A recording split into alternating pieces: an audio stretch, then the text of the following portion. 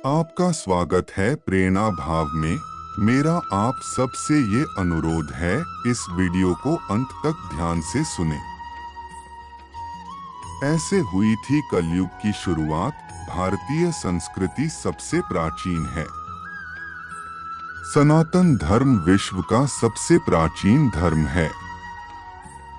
हमारे पुराणों में 4 युगों का वर्णन मिलता है: सतयुग, त्रेतायुग, द्वापर युग और कलयुग। कलयुग को एक श्राप कहा जाता है।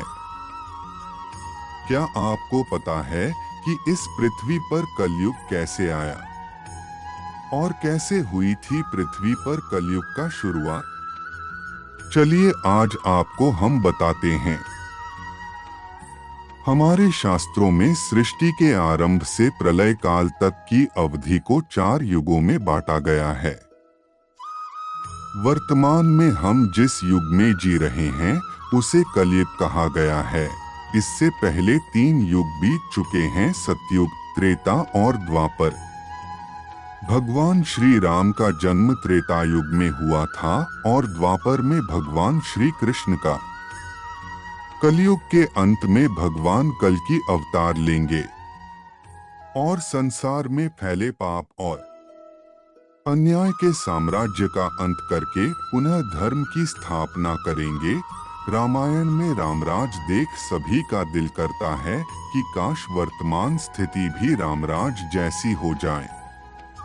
क्या हम सब ने कभी इस बात पर ध्यान दिया है कि ऐसे क्या कारण रहे होंगे जिसके चलते कलयुग को धरती पर आना पड़ा?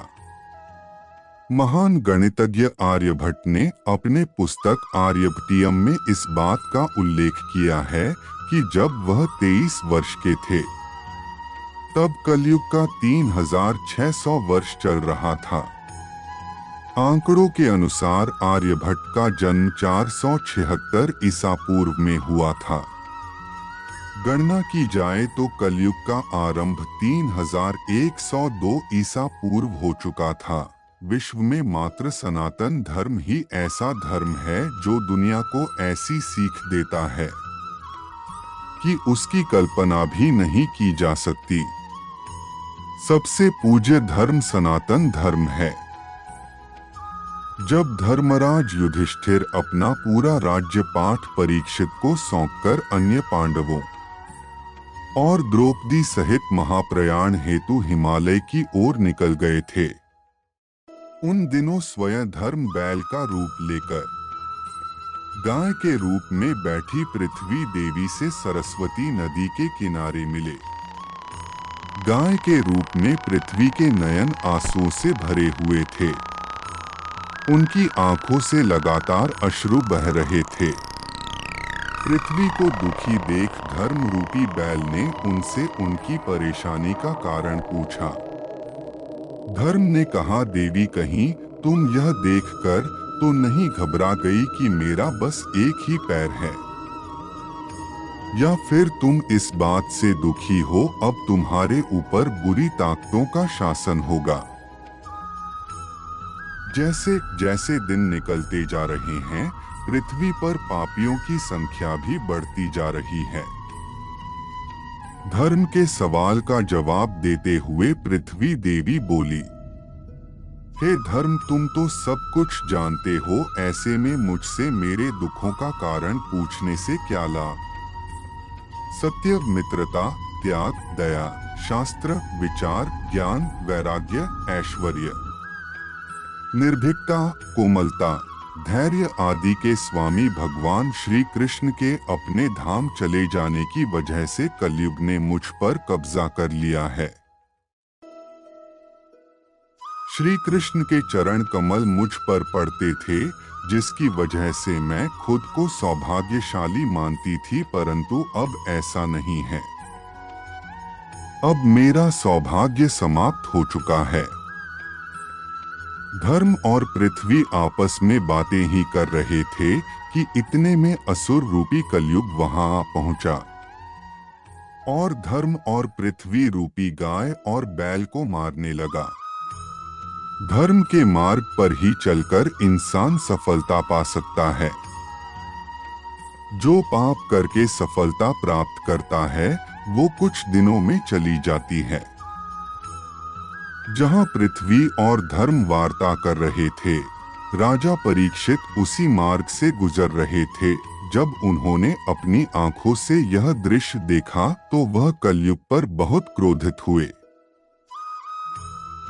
राजा परीक्षित ने कलयुग से कहा, दुष्ट पापी तू कौन है और क्यों इस निरपराध गाय और बैल को मार रहा है?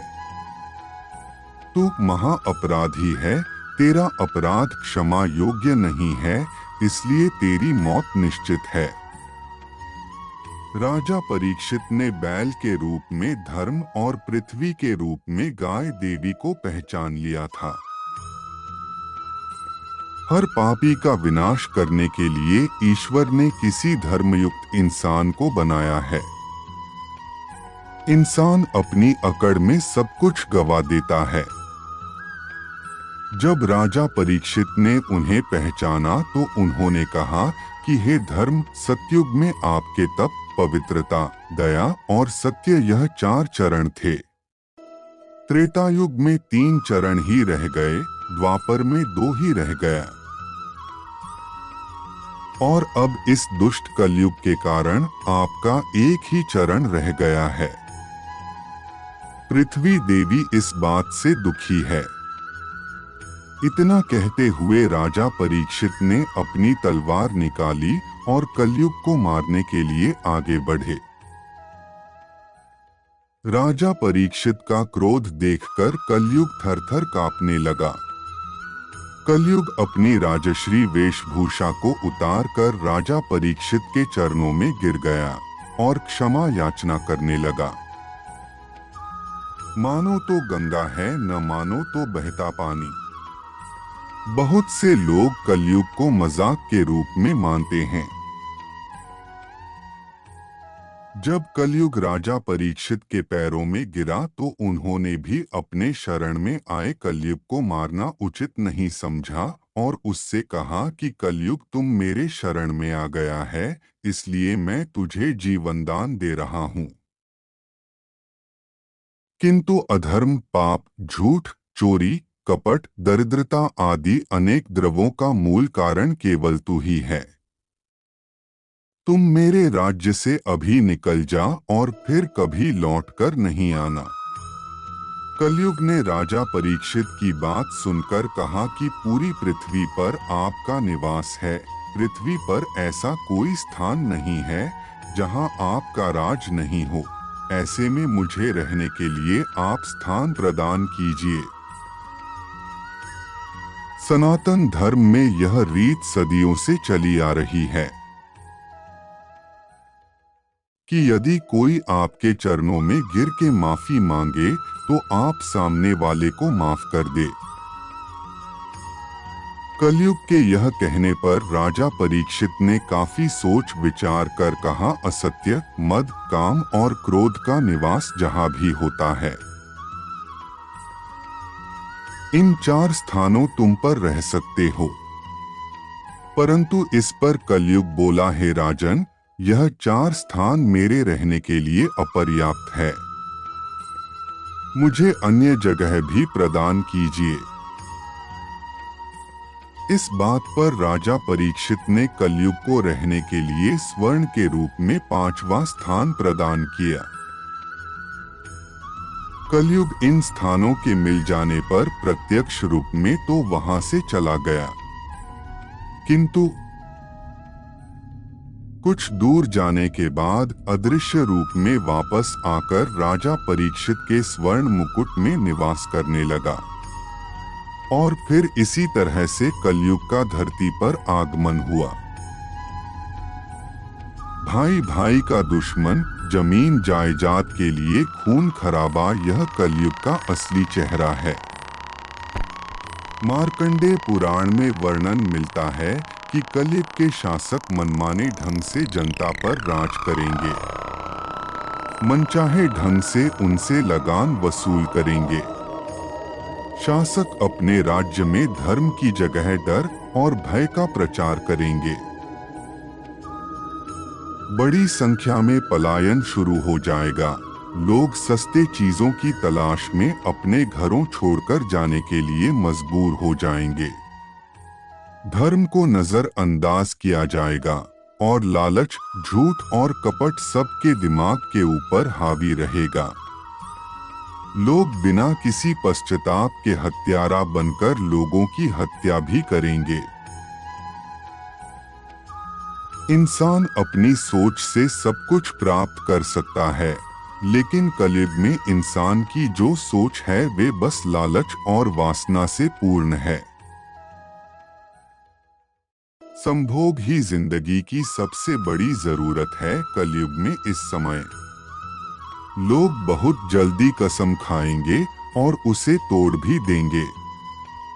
लोग मदिरा और अन्य नशीली चीजों के चपेट में आ जाएंगे। गुरुओं का सम्मान करने की परंपरा भी समाप्त हो जाएगी। ब्राह्मण ज्ञानी नहीं रहेंगे, क्षत्रियों का साहस खत्म हो जाएगा और वैश्य अपने व्यापार में ईमानदार नहीं रह पाएंगे। यह सभी बातें हमारी रोजमर्रा की जिंदगी की आम सी लगती हैं। दोस्तों, आपके कीमती समय के लिए प्रेरणा भाव के तरफ से आपका धन्यवाद।